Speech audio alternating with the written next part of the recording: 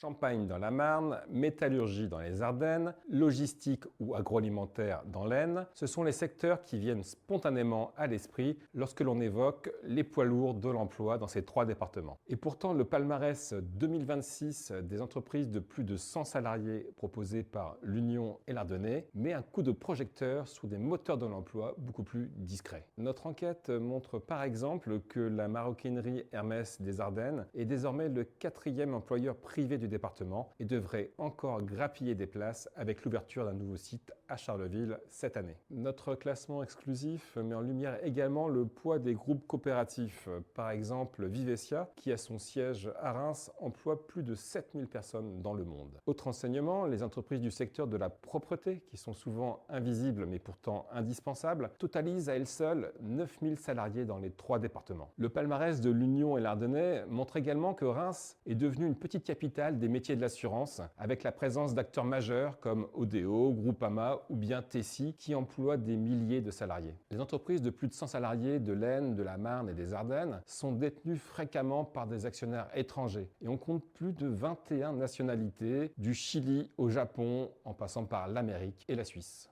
Côté employeur public, le classement confirme la prépondérance de l'enseignement, avec en tête bien sûr l'Académie de Reims, suivie des collectivités locales, de l'université et des hôpitaux. Retrouvez l'intégralité de notre enquête dans les pages économie de l'Union et de l'Ardennais, ainsi que dans notre magazine annuel, le Guide Éco.